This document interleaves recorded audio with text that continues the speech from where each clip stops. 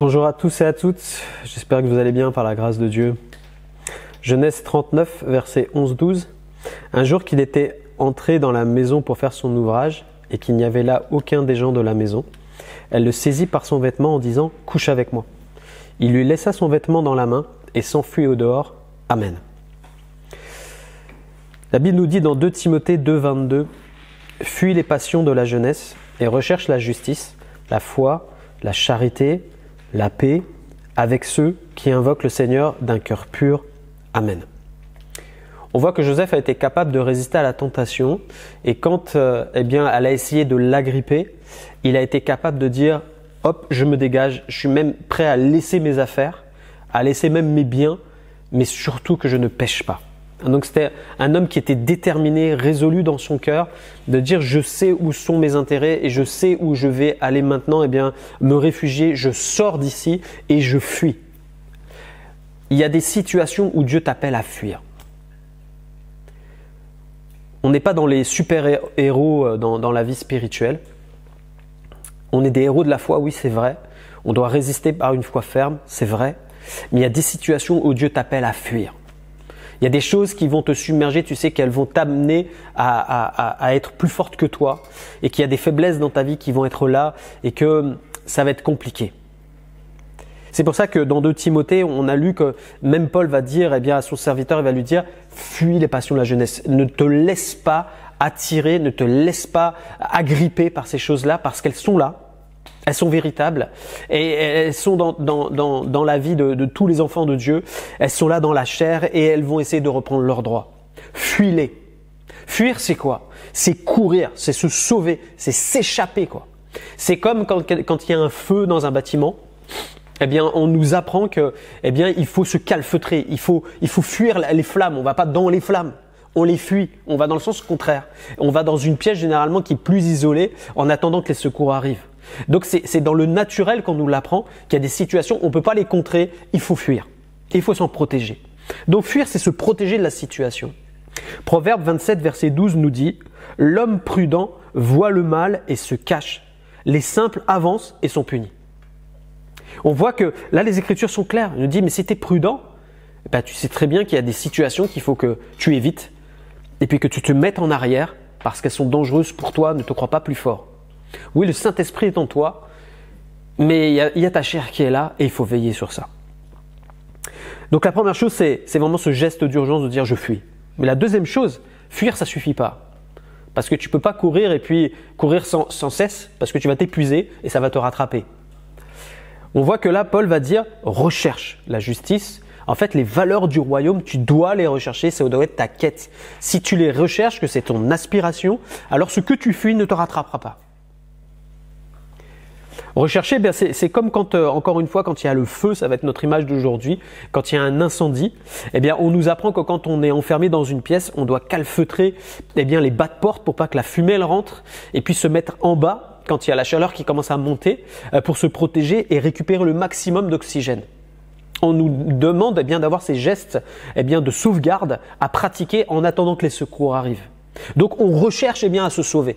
Et c'est la même chose dans notre vie spirituelle. Proverbe 4, 27, « La crainte de l'Éternel est une source de vie pour détourner des pièges de la mort. » Donc quand tu vas cultiver ta relation avec Dieu, quand tu vas cultiver la parole de Dieu, méditer la parole de Dieu, passer du temps dans la recherche de Dieu, de la face de Dieu, ça va te préserver de ce qui est en train d'essayer de te happer, des choses du monde, des convoitises qui sont là. Tu vas devenir hermétique en fait. C'est de la discipline spirituelle. Mais Paul va dire, non seulement tu dois le rechercher personnellement, mais tu dois vivre dans l'unité cette recherche-là, parce que tout seul, ça va être aussi compliqué de tenir. Ne t'isole pas, va chercher l'appui des frères et des sœurs qui, il le dit, qui invoquent le Seigneur d'un cœur pur, c'est-à-dire qui aiment Dieu comme toi en fait. Dans l'unité spirituelle, il y a une puissance de Dieu. Et parfois, on le met de côté, on croit qu'on fait notre vie spirituelle tout seul. C'est pour ça que c'est dangereux de vivre sa vie spirituelle à la maison et de dire « j'ai aucune église, j'ai aucun frère et sœur, moi je suis tranquille chez moi ». C'est une aberration. C'est une aberration spirituelle parce que la Bible nous dit le contraire.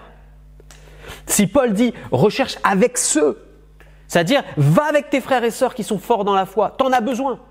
Ne te crois pas plus fort. On est faibles les uns les autres, on est forts par le Saint-Esprit, mais on peut se fortifier l'un et l'autre et veiller les uns sur les autres, comme dit la parole, pour nous exciter aux bonnes œuvres et à la charité. Ça, c'est un acte d'humilité. De dire, j'ai besoin de secours, j'ai besoin de mes frères et sœurs. Et dans cet exemple du feu, c'est la même chose qu'on fait.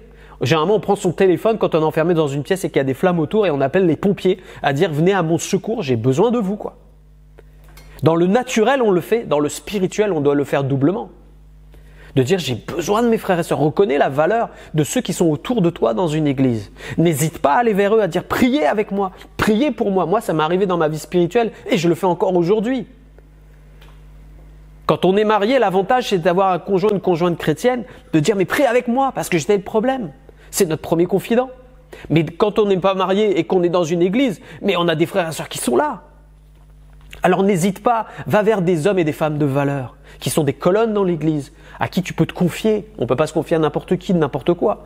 Mais on peut se confier à des hommes et des femmes qui ont l'expérience et qui vont dire, moi je t'accompagne. On va prier pour ta situation, on va te donner des conseils, on va être avec toi, parce que nous aussi on est passé par là. On a de l'expérience. Et bien quand tu marches dans l'humilité, c'est la gloire de Dieu qui arrive, parce que la Bible nous le dit. La Bible nous dit que Dieu résiste aux orgueilleux, mais fait grâce aux humbles. Alors, marche dans cette humilité-là de dire, j'ai besoin de l'aide de mes frères et de mes sœurs. Et tu vas voir comment le Saint-Esprit va venir t'accompagner, te renouveler, te fortifier et être victorieux dans les combats que tu es en train de vivre en ce moment. Il y a une arme que l'adversaire use dans ces cas-là, c'est la honte et les tabous. La honte de parler par quoi tu traverses, ce que tu traverses, il te fait croire que tu es tout seul dans la situation, que tu es le mauvais chrétien du coin. Ça, c'est une arme de l'adversaire. J'aimerais que tu apprennes aujourd'hui à briser ça aujourd'hui. À dire non, je vais le dire à des hommes et des femmes, ils vont prier pour moi. Parce que celui qui confesse ses péchés, la Bible dit si tu confesses tes péchés et qu'on prie pour toi, la prière du juste est d'une grande efficacité. Dieu ne ment pas. Permets à des frères et des sœurs de prier avec toi et pour toi. Et tu verras la délivrance de Dieu dans ta vie. Que Dieu te bénisse et te fortifie. On va prier. Seigneur, merci pour ta parole, merci parce que tu nous pousses, Seigneur, à rechercher, Seigneur, les valeurs du royaume, à fuir ce qui est en train d'essayer de nous agripper, Seigneur, et à chercher, Seigneur mon Dieu, l'appui, Seigneur, de nos frères et de nos sœurs. Je te loue, mon Dieu, pour les recommandations de ta parole qui sont véritables. Seigneur, tu veux notre bien, tu veux nous préserver de la chute et des dangers du péché. Je te loue, mon Dieu, parce que, Seigneur, tu nous fortifies et tu nous accompagnes dans nos combats. Seigneur, je prie pour mes frères et sœurs qui écoutent. Je prie, Père, pour qu'ils puissent trouver, Seigneur, autour d'eux, ceux que tu as placés pour les bénir et les encourager dans cette situation. Je prie, Père, pour que les tabous de l'adversaire soient brisés dans le cœur de tes enfants et qu'ils puissent délivrer, Seigneur mon Dieu, leurs souffrances, leurs douleurs, leurs combats, Seigneur mon Dieu, afin qu'on puisse prier pour eux et qu'ils soient délivrés dans le nom de Jésus. Merci, Seigneur, pour les victoires à venir. Gloire à toi, mon Dieu. Amen. Que Dieu vous bénisse. On se retrouve demain.